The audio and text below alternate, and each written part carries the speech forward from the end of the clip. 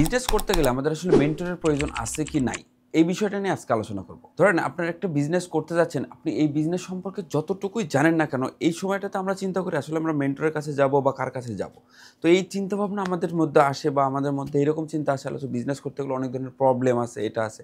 তো আমি আজকে আলোচনা করব যে আপনি বিজনেস করতে গেলে আপনার মেন্টরের প্রয়োজনীয়তা আছে কি নাই। এখন এখানে দুইটা জিনিস আছে, আপনার প্রয়োজনীয়তা আছে আবার প্রয়োজনীয়তা নাই। তো দুইটা বিষয় নিয়ে আলোচনা করব, আসলে কোন সময়ে আপনার প্রয়োজনটা আছে আবার কোন সময় আপনার প্রয়োজনটা নাই। বিজনেস করতে গেলে আপনার মেন্টরের প্রয়োজনটা নাই কখন, যদি আপনার সার্কেলটা খুব ভালো হয় বা আপনার নেটওয়ার্কিংটা যদি ভালো থাকে। যেমন ধরেন যে আপনি বিজনেস করতে আসতেছেন নতুন, বাট আপনার সার্কেলেই আছে অনেকেই বিজনেসম্যান যারা ভালো বিজনেস করতেছে। এরকম সার্কেলের সাথে যদি বিজনেস শুরু করেন সেক্ষেত্রে আসলে একটা মেন্টরের প্রয়োজন হয় না, কারণ আপনার আশেপাশে সবাই আসলে মেন্টর হিসেবে কাজ করে। আর যদি এরকম না হয় যে আপনার আশেপাশে ওইরকম নাই, আপনি একা বিজনেস শুরু করতেছেন, আপনার ওইরকম নেটওয়ার্কিংও নাই, সেক্ষেত্রে আমি বলবো অবশ্যই একটা মেন্টরের প্রয়োজন আছে। এখানে আপনাকে একটা জিনিস চিন্তা করতে হবে যে আসলে আমরা মেন্টর ব্যাপারটা কোন জায়গা থেকে আসে। আমরা যেমন ছোটোবেলায় পড়াশোনা শিখছি, যখন আমরা কিন্তু স্কুল কলেজে পড়ছি, আবার আমরা ঠিক প্রাইভেটও পড়ে আসছি। তো এই প্রাইভেট কেন পড়ছি, আমি নির্দিষ্টভাবে একটা স্যারের কাছে পড়তেছি, কারণ হচ্ছে যে আমি একটু ভালো শিখতে চাই, এই কারণে আমরা প্রাইভেট পড়ছি। মেন্টরশিপটা আসলে কোনো স্কুল বা কোনো প্রতিষ্ঠান না, এটা ওয়ান কাইন্ড অফ বলতে পারেন এই প্রাইভেটের মতোই। সেখানে কি আপনার মনের ভাব প্রকাশ করতে আপনার সুবিধা হয়, বা আপনি যা জানতে চান সেটা জানতে পারবেন, আপনি সেইভাবে কোশ্চেন করতে পারবেন। তো এই জন্যই এই জিনিসটা আসলে আপনার জন্য এক্সট্রা একটা ভ্যালু অ্যাড করে। তো মেন্টরশিপটা ওই জায়গা থেকে, আপনি একটা বিজনেস করতে যাবেন, এখন এই একটা বিজনেস করতে যেয়ে আপনার তো নানান কোশ্চেন থাকে, নানান কিছু থাকে। এই কোশ্চেনের অ্যান্সারটা আপনি কই পাবেন? আপনি একটা মেন্টরের কাছে।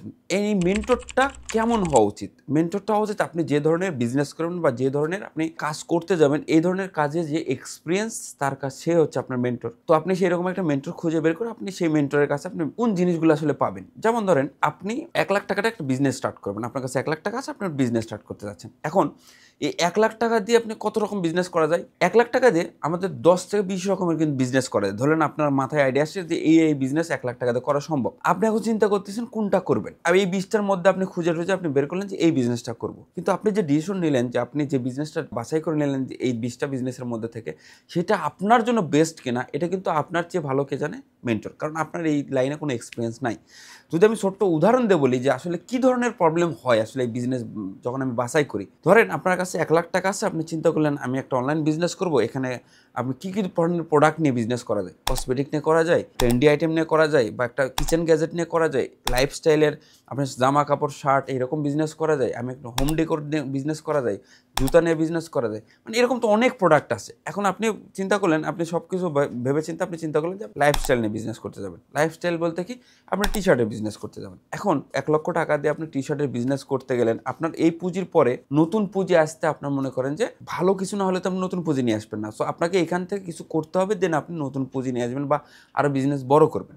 এখন এই টি শার্টের বিজনেসে আমি যদি বলি যে একটা অ্যাজ এ বিজনেসম্যান হিসেবে এই টি শার্ট বিজনেস যে আপনি বাছাই করলেন সব কিছু থেকে, সেখানে প্রবলেমগুলো কী হয়? টি শার্টের সবচেয়ে বড় প্রবলেম কম্পিটিশন বেশি। কম্পিটিশনটা শুধু বেশি না, মার্কেট স্যাচুরেশন এইরকম যে আপনার চারপাশেই কিন্তু টি শার্ট আপনি চাইলেই পাওয়া যায়, আপনার হাতের কাছে দোকান আছে, অনলাইন শপও হিউজ। তারপরেও ধরলেন আপনি ইউনিক বেছে নেন যে আমি এমন একটা জিনিস বানাইছি বা এমন ডিজাইন করছি যেটা নাই। ওকে ফাইন, সেটাও। এখন আপনার 1,00,000 টাকা অনলি পুঁজি নিয়ে আপনি যখন টি শার্ট করতে গেছেন, তখন দেখলেন যে আসলে টি শার্টের কি কালার আছে, কালার থাকতে হয়। একটা কালার দিয়ে তো আর মানুষ নেবে না, আপনাকে 2টা 3টা কালার করতে হয়। এবং আরেকটা জিনিস হচ্ছে সাইজ আছে, 3টা মিনিমাম সাইজ হয়, ML XL ডাবল XL করতে 4টা সাইজ হয়। তো আপনার ভেরিয়েন্ট দেখা যায় যে আপনার সাইজের কারণে 4টা সাইজ, আবার কালার আপনি 3টা করতে গেলে ভেরিয়েন্ট হয়ে যায় 12টা। তো এই 12টা ভেরিয়েন্টের যখন প্রোডাক্ট আপনি করতে যাবেন 1,00,000 টাকা পুঁজি নিয়ে, তখন আপনার মার্কেটিং টার্কেটিং এই সব কিছু মিলে আপনি 30,000 টাকা রেখে দেন, 70,000 টাকা প্রোডাক্টে যান, তাহলে দেখবেন যে আপনার খুবই অল্প সংখ্যক প্রোডাক্ট হয়েছে। এখন এই যে 12টা ভেরিয়েন্ট বানাইলেন আপনি বা তৈরি করলেন বা কারো কাছ থেকে কিনে নিলেন, তখন কিন্তু এই সাইজের কারণে একটা সাইজ যেমন এক্সেল সাইজ বেশি চলে যাচ্ছে, এল সাইজ থেকে যাচ্ছে বা এম সাইজ থেকে যাচ্ছে, এরকম কালার অনুসারে বিভিন্ন রকম থাকবে। এবং দেখবেন যে 30 থেকে 40% প্রোডাক্ট আপনার সেল হচ্ছে, কারণ এই সাইজের কারণে আপনি এই প্রোডাক্টগুলো হচ্ছে যে আপনার স্টক থেকে যাচ্ছে এবং কমে যাচ্ছে এবং মার্কেটিং কস্টটা বেড়ে যাচ্ছে। কারণ কি, যখন আপনার একটা সাইজ কমে যায় তখন আপনি অ্যাড দিচ্ছেন বা আপনি মানুষের কাছে দিচ্ছেন, তখন দেখা যায় যে মানুষ এসে যে সাইজটা নেয় ওই সাইজটা চাচ্ছে, বাকি যারা আছে এই কম সাইজ যেটা আপনার স্টক আছে ওইটা চাচ্ছে। সেক্ষেত্রে হয় কি, এখানে আমি যদি ক্যালকুলেশন দিয়ে বলি যে আপনার যখন একজন কাস্টমার আপনার এখানে ঢোকে, সেটাতে যদি আমার 100 টাকা খরচ হয় ওই প্রোডাক্টটা বিক্রি করতে, ঢোকার পরে আপনার প্রত্যেকটা সাইজ আছে, আপনার প্রোডাক্ট কিনতেছে এবং সে দেখলো যে $1 খরচ হলো, আমি ধরলাম $1 সমান 100 টাকা, যে $1 খরচ হচ্ছে, 100 টাকা খরচ হচ্ছে আমার ওই প্রোডাক্টটা সেল করতে। যখন আপনার 3টা সাইজ চলে যাবে, তখন কিন্তু এই যে $1টা আপনার $1.5 হয়ে যাওয়ার সম্ভাবনা বেশি। কারণ কি? কারণ আপনার এম সাইজ আপনার শেষ হয়ে গেছে, আপনি এম এর কাস্টমারও আসতেছে কিনতে, এল এর কাস্টমার আছে, এক্সেল এর কাস্টমার এম এরটা পাচ্ছে না বা আরেকটার এক্সেল এরটা পাচ্ছে না, তখন কি হবে, ওই কাস্টমার ফেরত যাচ্ছে, কিন্তু আপনার কস্টিং তো যাচ্ছেই, পার ডে আপনার অর্ডার কমে যাচ্ছে, আপনি তখন হচ্ছে যে মার্কেটিং কস্টের কারণে দেখবেন যে আপনি মনে করবেন না আমার লস হবে এখন, তো আমি সেল করবো না, তো আলটিমেটলি ডেথ স্টক হয়ে যায়। ওটাকে কী করতে, আবার আমার প্রোডাক্ট বানাইতে হবে, তারপরে আবার বেচতে হবে, এভাবে চলতে থাকবে এবং তখন দেখবেন যে পরবর্তী প্রোডাকশনের সময় আপনার কাছে টাকা কমে গেছে, সেই 1,00,000 টাকা 70,000 থেকে আপনি দেখবেন 50 হয়ে গেছে বা 30 হয়ে গেছে বা 20 হয়ে গেছে, এরকম একটা টাকা আপনার কাছে ক্যাশ থাকবে, বাকি টাকা আপনার ইয়ের মধ্যে ঘুরবে, বিভিন্ন জায়গায় প্রোডাকশনে বা কুরিয়ারে বিভিন্ন জায়গায় ঘুরবে। এই বিষয়টা যদি আপনি এরকম করেন যে আপনার একটা মেন্টর এই জায়গাতে কী করতে পারে, মেন্টর আপনাকে বাছাই করে দিতে পারে যে আপনার জন্য বেস্ট, যেহেতু আপনার লো বাজেটের বিজনেস শুরু হচ্ছে, তো আপনার এখানে শিখতে হবে অনেক কিছু, আপনার জানতে হবে। তার আগে আপনি কী করেন, আপনি এমন একটা প্রোডাক্ট বাছাই করে নেন যে প্রোডাক্টটার সাইজ নেই, কোনো কালার নেই, ভেরিয়েন্ট নেই, সেই প্রোডাক্টটা আপনি জিরো করতে পারবেন সহজেই, অর্থাৎ প্রোডাক্ট সেল করে একদম শূন্য করতে পারবেন, এরকম একটা প্রোডাক্ট বেচেছেন যেটা চলবে। এরকম অনেক কিছু আছে, যেমন ধরেন মার্কেটিংয়ের ক্ষেত্রেও দেখা যায় যে আমি কোন ধরনের মার্কেটিং করলে ভালো হয়, কোন ধরনের মার্কেটিংয়ে আসলে আমার কস্ট কমে যাবে। একটা জিনিস কি, বাজারে হয়তো আপনি দেখতেছেন, রিসার্চ করে দেখতেছেন যে এই মার্কেটিং চলে, এটা জানি, আপনি অনেক মনে হচ্ছেন আপনি এটা জানেন যে এই ধরনের মার্কেটিং চলে, আপনি ওই রকম মার্কেটিং করতে গেলেন, কিন্তু অ্যাকচুয়ালি আপনার জন্য কোনটা বেস্ট, আপনি কিন্তু অন্যের দেখতেছেন, অন্যের ইনফ্রাস্ট্রাকচার কত বড় বা অন্যের সেট আপ কত বড়, এটা কিন্তু আলাদা জিনিস। অন্যটা দেখে আপনারটাও যে সেমভাবে যাবে, ব্যাপারটা এরকম না। আপনি একটা কস্ট, একটা প্রোডাক্টে ধরেন 100 টাকা বেয়ার করতে পারেন, বাট অন্যরা 200 টাকা কষ্ট বেয়ার করার ক্ষমতা রাখে, কারণ তার বাজেট বড় হতে পারে। তো অন্যটা দেখে আপনি ভাবতেছেন এইভাবে করলেই হবে, কিন্তু আসলে তা না। আপনার একটা মেন্টর এখানে বাছাই দিতে পারে যে জিনিসটা আপনার কস্টিং, যে আপনার জন্য মার্কেটিংয়ে কোন জায়গায় কাজ করলে বা আপনার কন্টেন্টে কোন জায়গায় কাজ করলে আপনার কস্টিংটা কমে যাবে, তো কোন ধরনের অ্যাড রান করলে আপনার জন্য কস্টিং কম হবে। কারণ অ্যাড তো অনেক রকম হয়। অ্যাড বলতে আপনি যখন একটা বিজ্ঞাপন দিতে যাবেন, সেখানে ফেসবুকের অ্যাডে দেখবেন আপনার অনেক ধরনের অপশন আছে। তো ছোট্ট বিজনেস, ছোট্ট আকারে একটা বিজনেসের জন্য কিন্তু আপনার জন্য কোনটা বেস্ট হয় যে যেখানে কস্টিং কম আসবে, আবার একটা বড় বিজনেস হইতে গেলে কোন ধরনের অ্যাডে আপনি সবসময় থাকতে হবে। এখন যদি বলেন যে ভাই এইটাতে তো আমাদের এরকম হয় না, যেটাতে কস্টিং কম সেটা তো বড় বিজনেসরাও করবে, ব্যাপারটা এরকম আসে না। ক্যালকুলেশন ওখানে অনেক রকম আছে, যেমন আপনার ওয়েবসাইট কার জন্য বেটার, আবার মেসেজ অ্যাড কার জন্য বেটার, এটা কিন্তু ছোট বিজনেস বড় বিজনেসের উপর অনেক কিছু নির্ভর করে। তো আপনার মেন্টর বলে দিতে পারবে কোন ধরনের মার্কেটিং ভালো, কোন ধরনের প্রোডাক্ট আপনার জন্য বেস্ট, কখন কোন ডিসিশন নেওয়া উচিত, বা সবচেয়ে যে ইম্পর্টেন্ট জিনিসটা মেন্টাল স্ট্রেংথ। দেখেন, আপনি বিজনেসে জাস্ট আসছেন, খারাপ দিন তো আসবে, এটাই স্বাভাবিক, কারণ বিজনেসটা এই জন্যই হালাল যে লাভ লস দুইটাই থাকে। আপনার একসময় খারাপ দিক আসলো, সেই সময়টাতে আপনি মেন্টালি কীরকম প্রিপেয়ার থাকবেন, মেন্টালি কীভাবে স্ট্রং থাকবেন, সেই জিনিসটা কিন্তু আপনার মধ্যে সহজে আসবে না। বাট আপনি যদি আপনার মেন্টরকে বলতে পারেন যে এরকম সমস্যা হয়েছে, সে কিন্তু আগের থেকেই আপনার আগে মেন্টাল স্ট্রেংথ আপনাকে দেবে, আপনার হচ্ছে মনোবল যোগাবে, দেন আপনাকে একটা সলিউশনের ওয়ে দেখাবে যে এইরকমভাবে করলে এই সম্ভব বা এখান থেকে বের হয়ে আসা সম্ভব।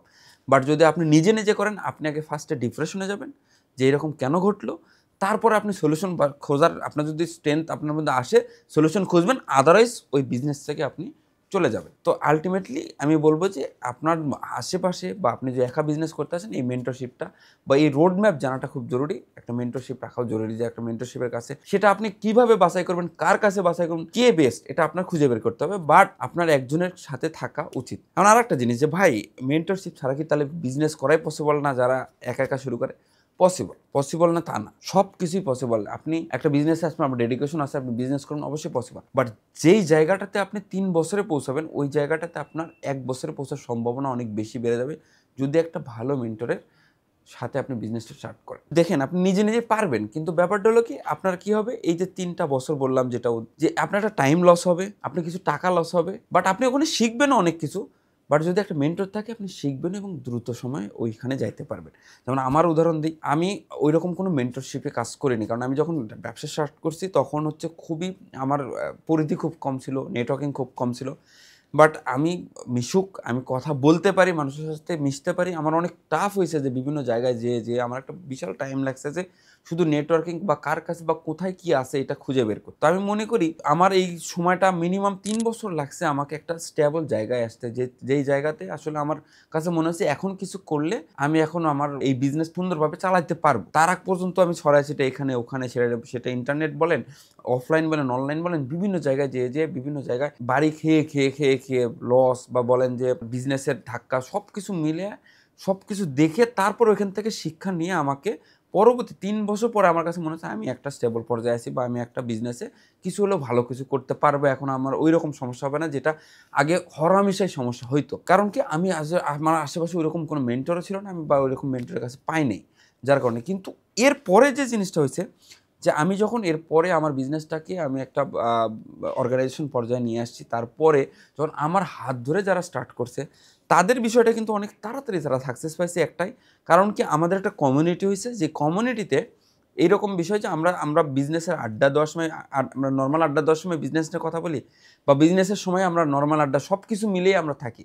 এই কমিউনিটিতে কী হয়েছে, যখন একসাথে অনেকগুলো বিজনেসম্যান এক জায়গায় হয় তখন দেখা যায় অনেক প্রবলেমের সলিউশন অটোমেটিক হয়ে যায়। তো আমি দেখলাম আমার হাত ধরে যারা আসছে তারা অনেক অনেক দ্রুতই করছে। এটা এমন না যে আমি তাদেরকে একটা ওয়ে দিয়েছি, আমার কাছে একটা শর্টকাট ফর্মুলা আছে, সেই ফর্মুলা দিয়েছি যে এই ফর্মুলা নাও, ব্যাপারটা তুমি চিবিয়ে খাও, তোমার হয়ে যাবে সব কিছু। ব্যাপারটা কিন্তু এইরকম না। আমি জিনিসটা জানি আমার কখন কি করতেছি, জাস্ট যে জিনিসটা আমি করে ঝামেলায় পড়ছি ওই জিনিসটা তুমি না করো এবং কোন জিনিসটা করলে উন্নতি হয় দ্রুত সেই জিনিসটা করো। এইরকম নির্দেশনা দিয়ে তাদেরকে যখন দিছি তখন তারা এটা মানছে এবং তারা খুব দ্রুত আসছে। হ্যাঁ, বলবো না যে পুরো কৃতিত্বটা আমার, যে হ্যাঁ আমার কারণে তাদের বিজনেস একদম উঠে গেছে। অবশ্যই তারা চেষ্টা করছে। ১০ জন আসছে বিজনেসে, এর মধ্যে ৮ জন সাকসেস হয়েছে, বাকি ২ জন চেষ্টা করেনি, হয়নি। এইরকমই হয়। আমরা তো অনেক কোর্সে, অনলাইন কোর্সে ভর্তি হই বা বিভিন্ন জায়গায় ভর্তি হই। যেমন একটা জিনিস আছে, আমরা জিমে ভর্তি হই, যদি ১০০ জন ভর্তি হই লাস্ট পর্যন্ত ১০ জন টেকে কিনা সন্দেহ আছে। তো আমাদের মাঝখান তো আসলে নিজের মোটিভেশন নিজে রাখি না যে একটা জায়গায় যাবো, একটা জায়গায় একটা জিনিস শিখতে আসি। তো আমরা একটা জিনিস শিখতে যাইও দেখা যায় যে আমাদের নিজের কারণে ওই জিনিস থেকে আমরা সরে আসি বা ওই জিনিস আর মনে থাকে না। আমার নিজের মোটিভেশন আমরা একটা জিনিস শিখতে যাই থাকে না। তো আমাদের স্বভাবটা এরকম হয়েছে। কারণ আমরা ইনস্ট্যান্ট ফলাফল চাই। আজকে একটা কাজ করতেছি, কালকে এটার ফলাফল দেবে। আর না হলে আমি শুয়ে থেকে খালি ভাববো যে কীরকম করে আমাদের হচ্ছে যে আমি উন্নতি করবো, আমি এটা করবো, আমি গাড়ি বাড়ি চালাবো, আমি গাড়ি বাড়ি কিনবো, এ করবো, সে করবো। শুয়ে থেকে ভাবতেছি, বাট যখন মাঠে নামতে যাবো সেই জায়গাতে আমাদের চিন্তা করতেছি, না এটা তো অনেক আমি একটা জিনিস শিখতে যাই এতদিন লাগবে কেন? আমাকে শিখতে গেলে আমাকে ২ দিনের মধ্যে শিখবো, বা আমি হচ্ছে যে একটা ব্যবসায়ী করতে গেলে বা একটা স্কিল সেল করতে গেলে আমাকে যাবো, সেল হবে, আমি টাকা পাবো।